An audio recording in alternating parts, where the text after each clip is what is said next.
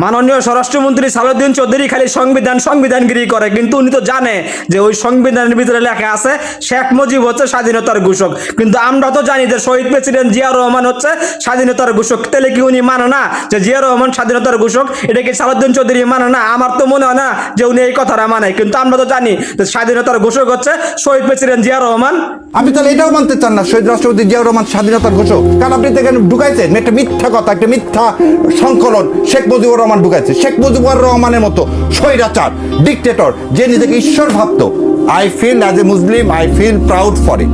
আপনাকে পরিষ্কার করতে হবে, যদি 71 সালের 25 তারিখ 25শে মার্চ পাকিস্তান একটা দেশ, সেই দেশের জনসাধারণের উপরে ইয়াহিয়া খান কি চালালেন? একটা ব্রুটাল আক্রমণ চালালেন, তার বিরুদ্ধে স্বাধীনতা ঘোষণা করলেন কে?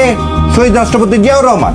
আপনি তাহলে এটাও মানতে চান না শহীদ রাষ্ট্রপতি জিয়াউর রহমান স্বাধীনতার ঘোষক? কারণ আপনি তো এখানে ঢুকাইছেন একটা মিথ্যা কথা, একটা মিথ্যা সংকলন। শেখ মুজিবুর রহমান ঢুকাইছে। শেখ মুজিবুর রহমানের মতো স্বৈরাচার, ডিক্টেটর, যে নিজেকে ঈশ্বর ভাবত, সে লোকটা আপনি বলেন তা প্রায়শ্চিত্ত করতে হবে না?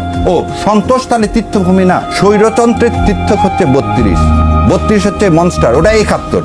আর আমাদের বাপ চাচারা যার যুদ্ধ করলো, আমাদের বাড়িঘর যাদের ভাঙলো, সেটা কিছু না। ওর 32কে রাখতে হবে, কারণ ওটা তো ভারতের স্মৃতিভূমি।